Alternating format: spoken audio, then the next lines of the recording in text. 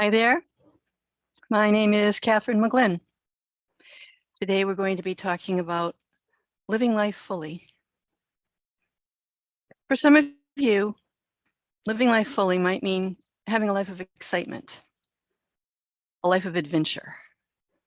For some of you, living life fully might mean finding ways to express your inner creative abilities.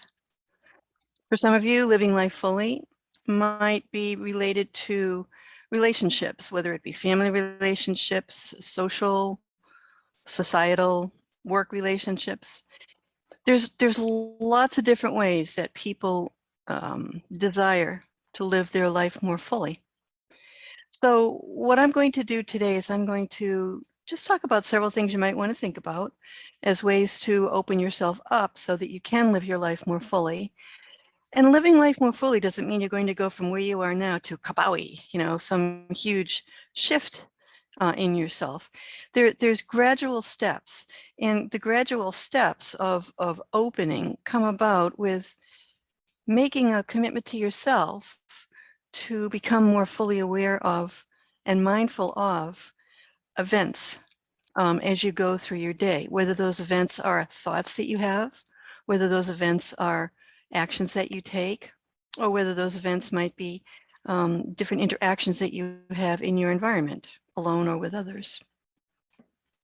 So the first thing that I would like to suggest to help you to live your life more fully is to learn to bring yourself into the now moment.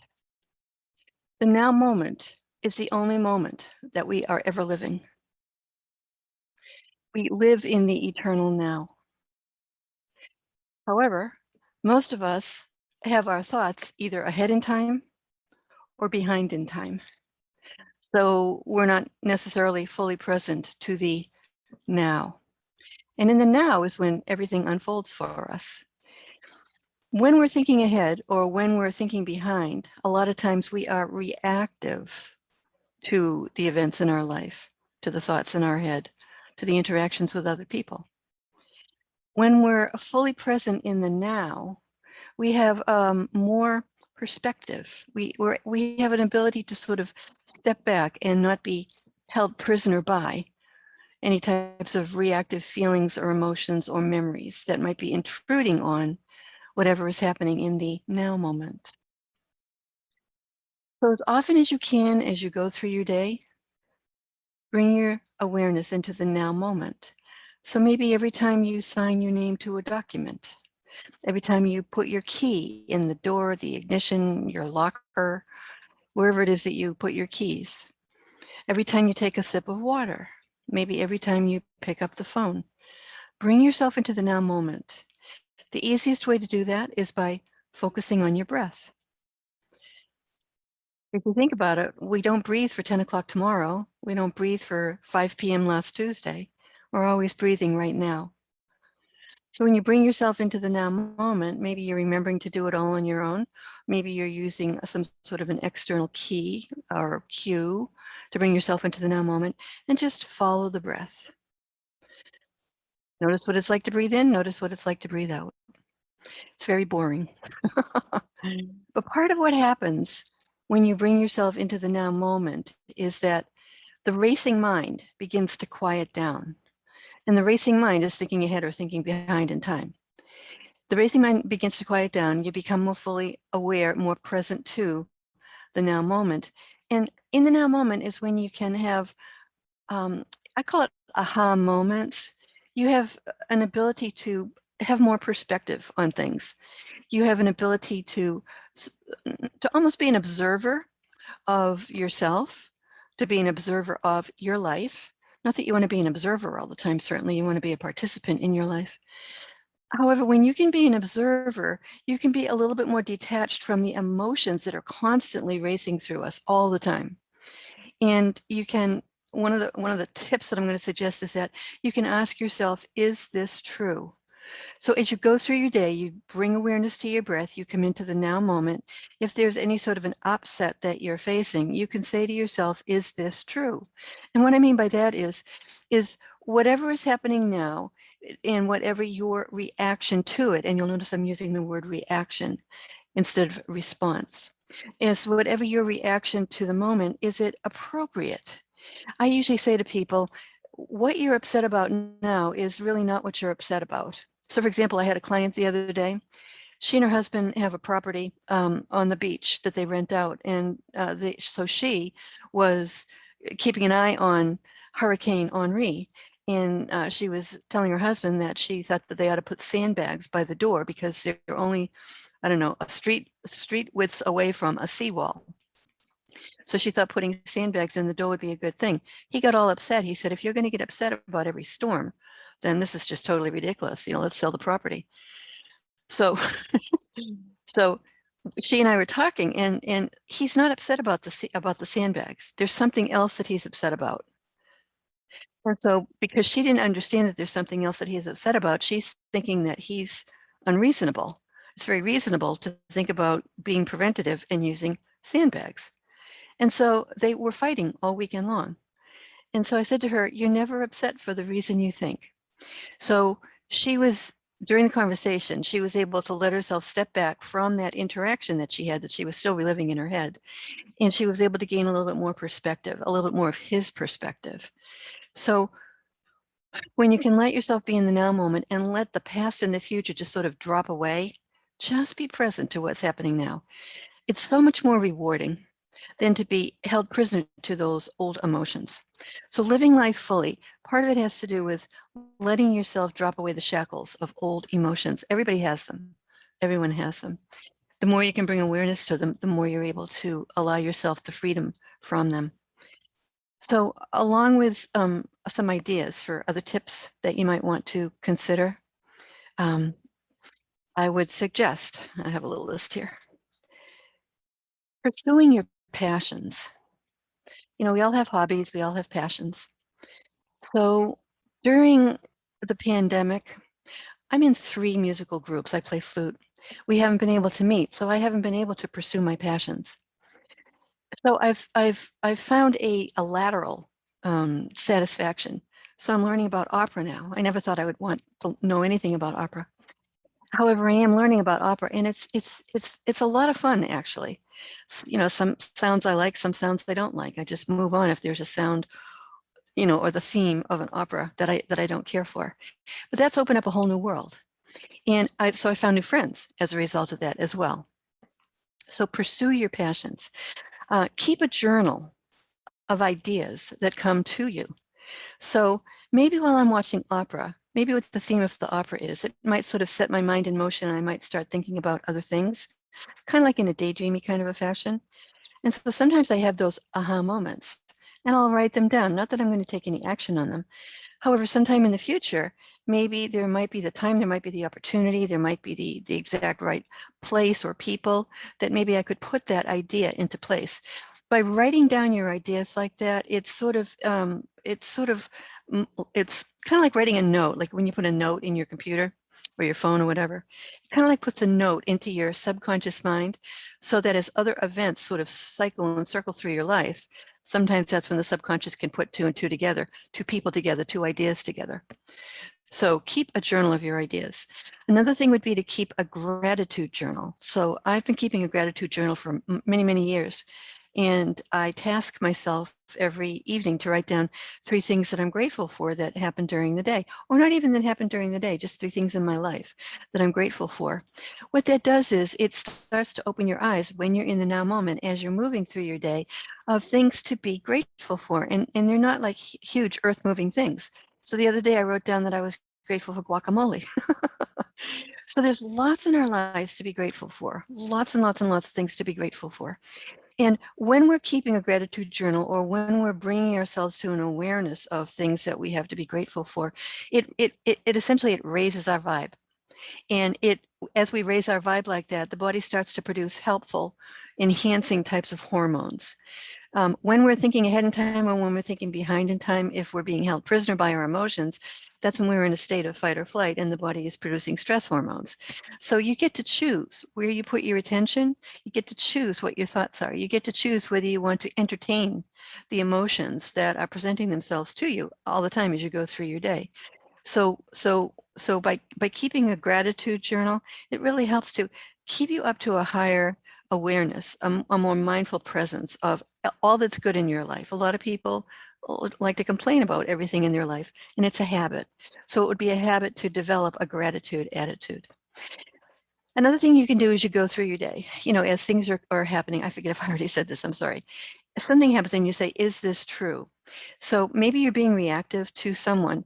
Let yourself become aware, as I said, when we get upset about things, it's usually not the thing that we're upset about. We're usually having triggers that are being fired about something that may have happened earlier in our lifetime. And from my experience and my practice, a lot of times the earlier things in the lifetime happen when we're quite young. And when we're young, we don't have the intellect to understand certain things that are going on. All we have are the feelings. And then we carry those feelings with us, and other things that are similar to whatever the original event are begin to happen in our lives, and we sort of begin to layer um, uh, more and more negative feelings onto the newer experience in the life, as we're thinking that they relate to that older or that first event that we're not even aware of consciously most of the time. So something's happening in your life. Maybe you're upset. Ask yourself, is this true? Is this feeling true? Is this belief that I have about this true?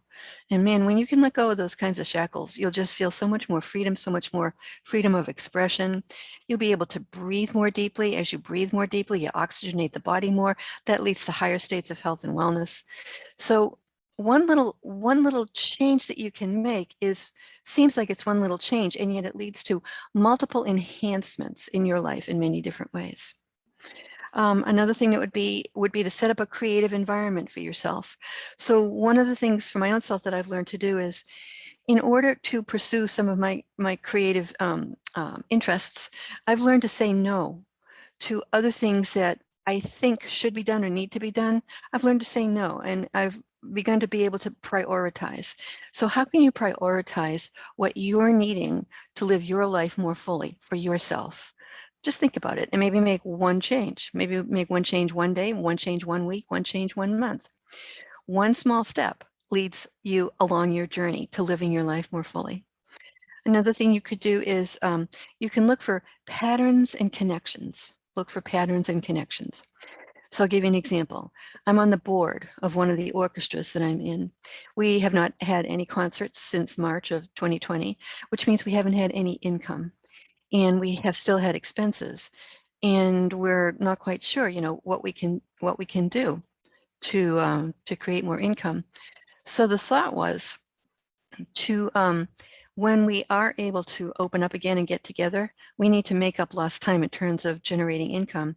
So we had a board meeting recently, and we just sort of threw out ideas, and everybody just sort of threw out crazy ideas. It really didn't make much sense, but it was just sort of like stream of consciousness thoughts. Out of all of that silliness and creativity, actually, we came up with a plan.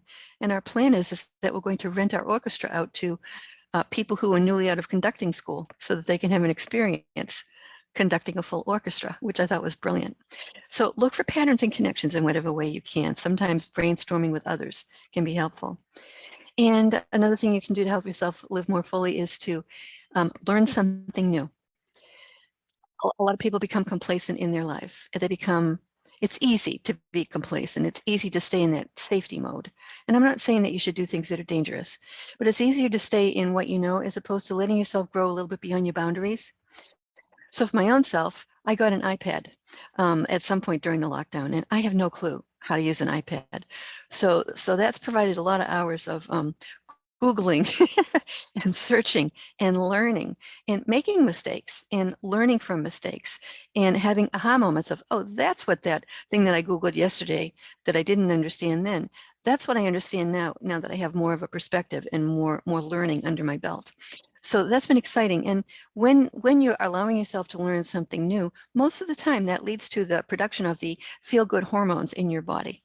So when I'm attempting to do things on the iPad that are frustrating, that I can't figure out, I just put it away. I refuse to beat myself over the head with it, because that's stress, and those are the stress-producing hormones, which aren't helpful. So those are some ideas. And what I'd like to do now is I'd like to lead you on a brief guided meditation. And this is designed to help you to maybe gain a little bit more of an inner inner sense of how you can create more aliveness in your life so that you can allow yourself to live more fully. So I'll invite you first to just bring yourself into a comfortable resting position. If any of your devices are um, liable to ding or ring or beep or whatever, I would encourage you to mute them. And just begin by closing your eyes and taking a nice deep breath. And as you exhale, just allow your body to relax a little more. The body loves to relax. All we need to do is just give ourselves the opportunity. And as you breathe, remember I was saying before that as you breathe, you bring yourself into the now moment. As you breathe, just notice the different feelings in your body with the breath, the length of the in-breath, the length of the out-breath, the sound of the in-breath, which is different from the sound of the out-breath.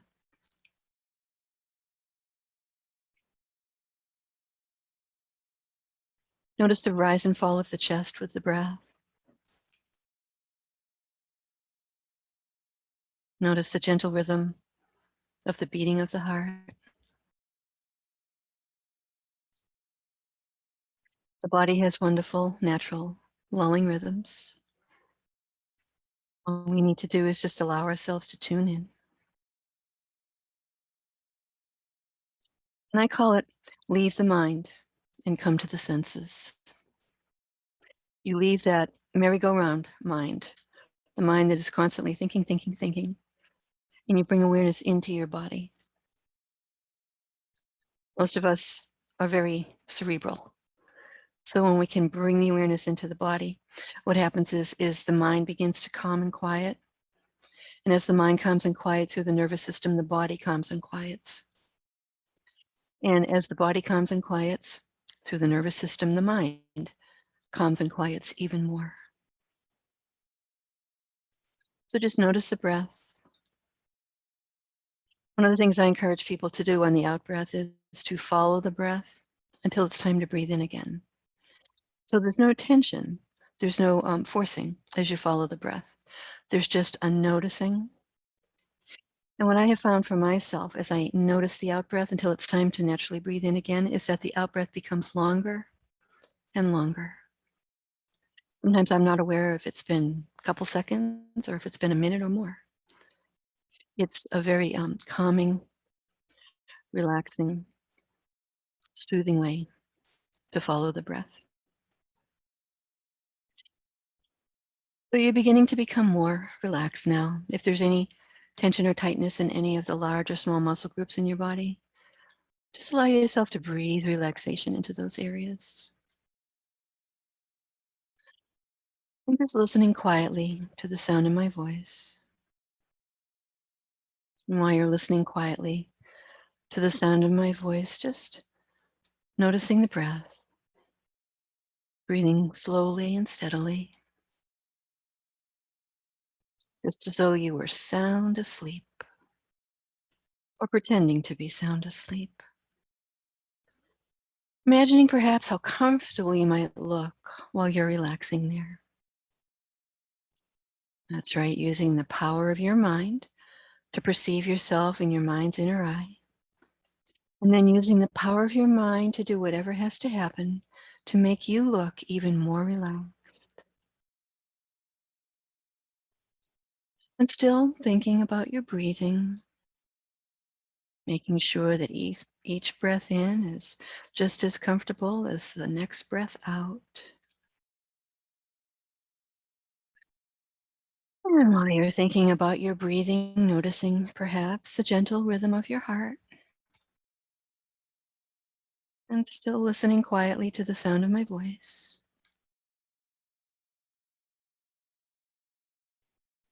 And while you're listening quietly to the sound of my voice, it may be that you'll become aware you've forgotten to be aware of your breathing, and that's okay. You can simply become aware of your breathing again while you're listening quietly to the sound of my voice.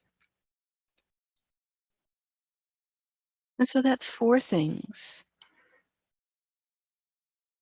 And you might bring awareness now to the familiar sounds in the background. familiar sounds of everyday life. And I wonder if you can let yourself become aware of 5 things and at the same time, notice the way your feet feel, perhaps how your arms feel. So that's 7 things now. That's the sound of my voice, the gentle rhythm of your heart, sounds in the background, the way you look when you're relaxing, your breathing, your arms, your feet. And I wonder if you can add an 8th thing into all of that. I wonder if your mind is powerful enough to think of one more thing, adding in perhaps an awareness of the temperature of the air on your skin. And then maybe just testing to notice whether you can add another input to your senses so that you're thinking of 9 things. That's thinking about 8 inputs to your senses and then maybe adding an awareness of the way your eyes feel while you're thinking about all those other things. The gentle rhythm of your heart, your breathing, familiar sounds, how you look so relaxed from the outside, the temperature of the air on your skin, your feet, your arms, the sound of my voice, how your eyes feel,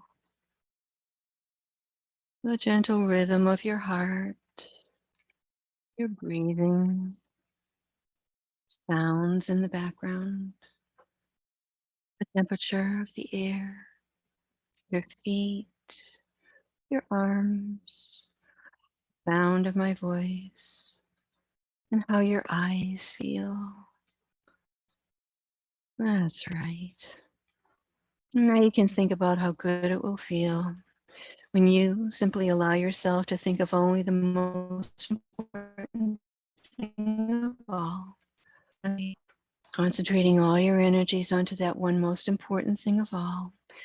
Thinking of how relaxed you can be now, that you're only thinking of how relaxed you might like to be, relaxing in your mind and in your body. No need to think anything at all. Just breathing and relaxing. That's right. Now you're very relaxed, at ease. So let's explore your present levels of aliveness.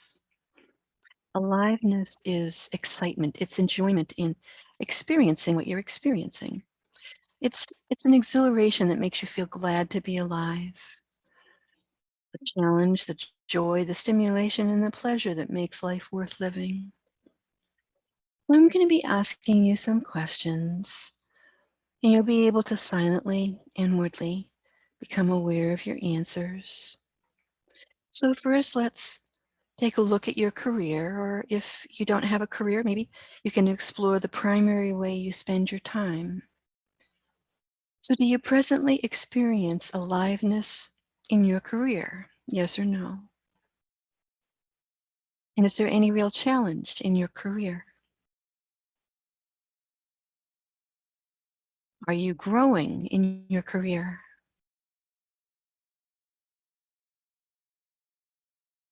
Okay, so now, depending on the answers to questions, you may or may not feel that you're living up to your career potential. So if there isn't any real challenge in your career, what can you do to create challenge and aliveness? What are some things that you might alter in your career? What are some things you might do differently? What can you do to create challenge and aliveness in your career or in the primary way that you spend your time?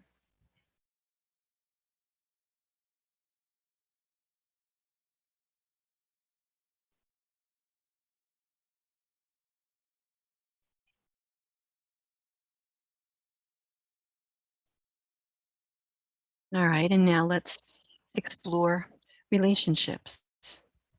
So I'll be phrasing each question in two ways. One is for those in a primary relationship, and one is for those who may be desiring to establish a primary relationship. Or you can consider the question in terms of a relationship you have with someone else in your life in some manner. So, do you presently experience aliveness in your primary relationship? Or if you're seeking a primary relationship, do you experience aliveness in your quest? Yes or no? Is there still challenge in your primary relationship? Or if you're seeking a primary relationship, do you experience challenge in the process? Now, if you're in a primary relationship, are the two of you involved in stimulating activities that you share together?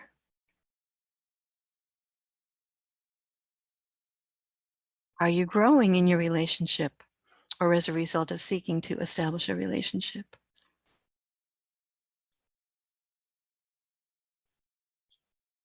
Are you satisfied with the relationship side of your life?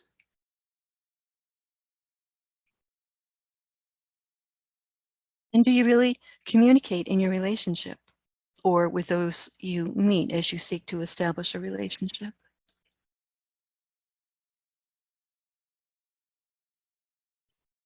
All right, so again, depending on your answers to those questions, you're aware whether you are or are not living up to your full potential for a warm, fulfilling relationship in which you share mutual personal growth.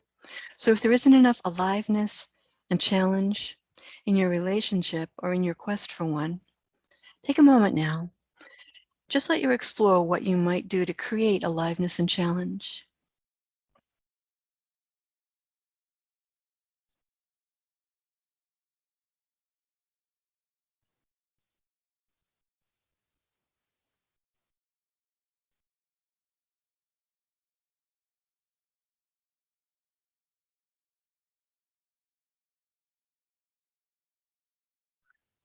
All right, and now the next questions are regarding your social life and social involvements.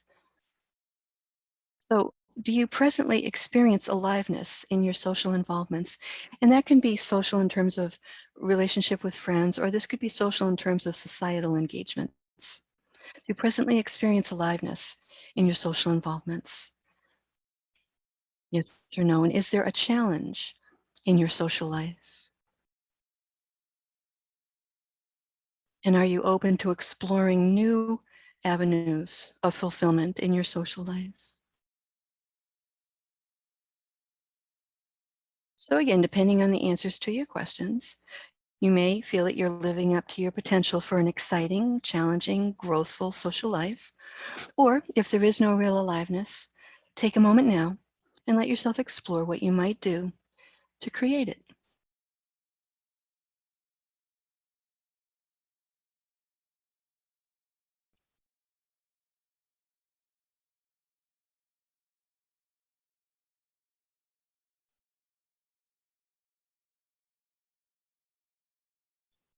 All right, now this short process was a good indicator for you to explore several areas of your life to find out how much challenge, aliveness, and growth you're experiencing in your life. Because energy can't stand still. Energy either moves forwards or backwards, and you are energy.